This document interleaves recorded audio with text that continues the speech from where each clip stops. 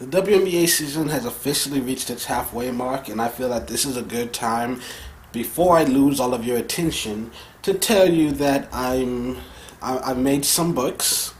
I have one novel. It's an autobiography. It's technically done already. I'm just working through multiple drafts, just trying to perfect it. And I've got a comic book. The illustrations are done. It's being colored right now. Both of those should be like 100% officially done by the end of July. I plan to start selling it sometime in September, maybe October at the latest. If anything changes, I'll update you. But no, for those who have been here for years, or even brand new ones, like, it would really help if you wouldn't mind, when those do come out, buying a copy for yourself or some friends. Also planning to sell some merch, like some t-shirts for sure, and maybe possibly hats and possibly figurines.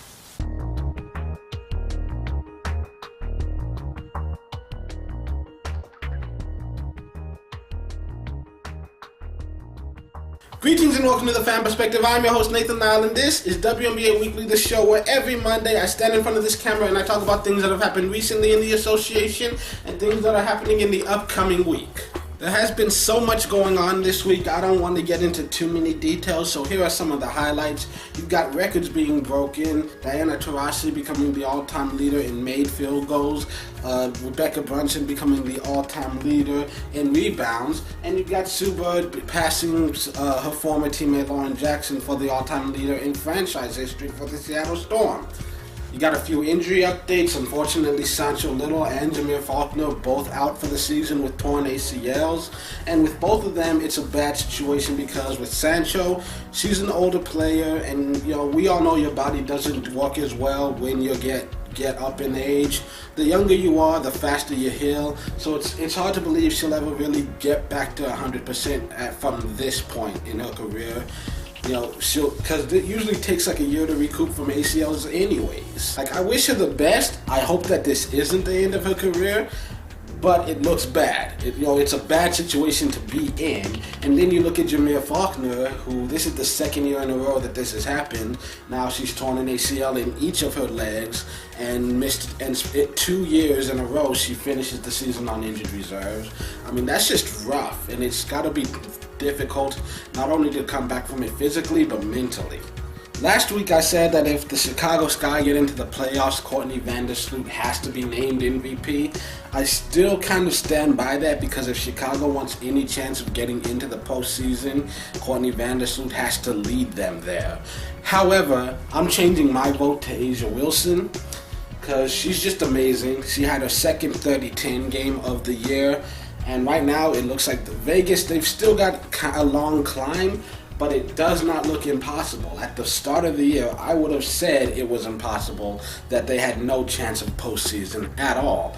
It looks likely now. I mean, I can't say for 100% sure that they will, but it's looking more and more likely the more that the season drags on. This team keeps playing better and better. She and K-Mac are just an incredible duo.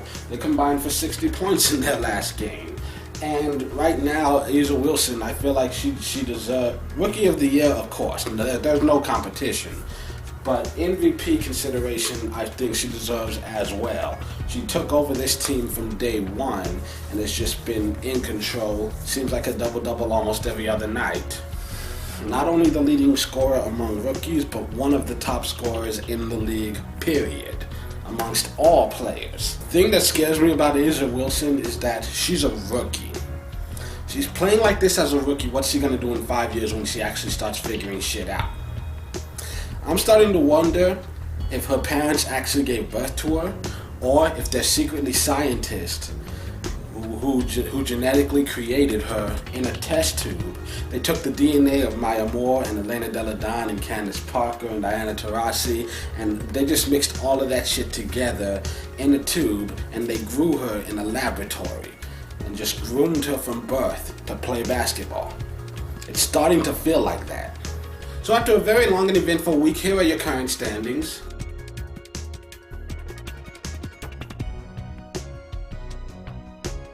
I just want to talk about the fact that right now, there is nothing set in stone.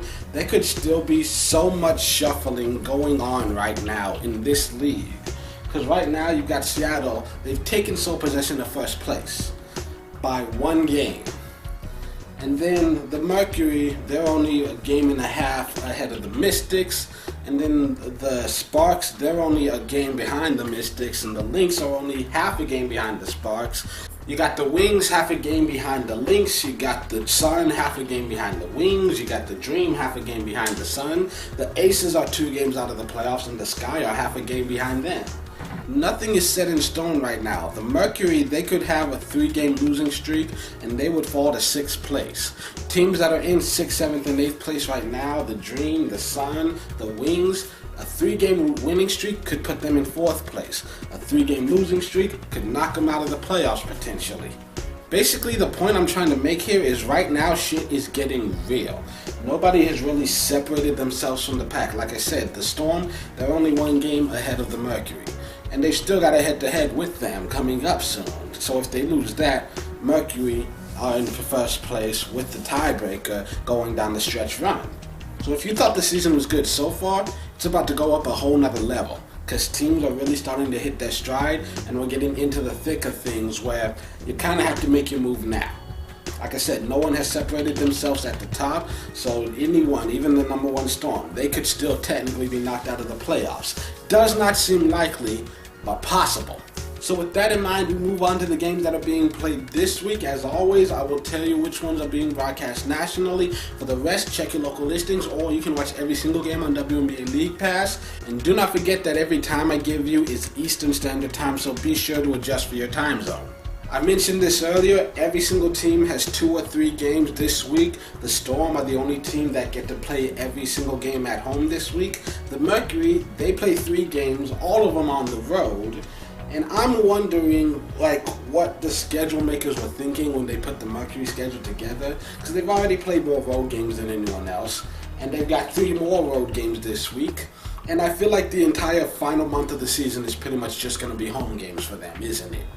It's kind of unfair, especially if they end up getting the number 1 seed and they could basically go from the end of July to the semifinals without ever leaving home. You got a few afternoon games being played this week. You've got a 3 o'clock game between the Storm and Sparks that's going to be on Twitter Tuesday afternoon. And the Sparks and Wings are going to meet Thursday at 3:30 p.m. On Wednesday, you've got 3 games that are all in the morning, starting with the Liberty and Sun at 11:30 on NBA TV. You've also got another 11:30 game between the Dream and the Mystics, and a 12 o'clock game between the Lynx and the Fever. And on Sunday, you've got a full slate of action, 5 games being played, including 3 in a row on NBA TV. Those games are Sky Liberty at 3, Mercury Fever at 5, and Sun Lynx at 7.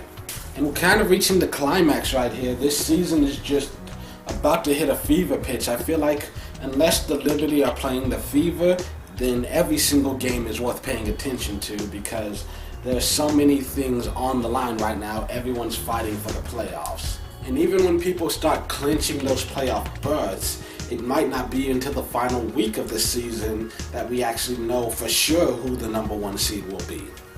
The games I'm definitely looking most forward to, though, are those middle of the pack teams playing each other, like the Sparks playing the Wings or the Lynx playing the Sun, because those head-to-head matchups, are against teams that are like 1 game away from each other. Those are going to end up having huge implications. This week, you're either going to see a whole lot of shuffling, or you're going to see the playoff picture really start to form. Also want to take this to briefly talk about, as you probably know already, the early returns have come in on All-Star voting. Maya Moore and Elena Delle Donne, the top vote getters. If you haven't looked at it already, check out that list. And if your favorite player isn't in the top 20, get out there, start voting, and start telling all your friends to vote for them too. Voting ends on Thursday. You got a few more days to make that late push. And that'll do it for this edition of WNBA Weekly. Tune in next Monday for another all-new episode. And until then, this has been The Fan Perspective. I'm your host, Nathan Lyle. Have a great week. I don't know if you can hear it, but neighbor started playing music the moment I turned the camera on.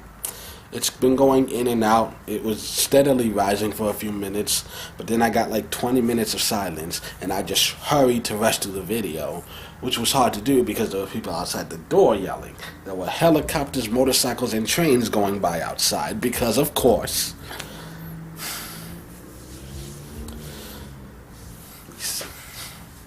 I don't know if you heard that, actually. I heard it, though. It was very, very annoying.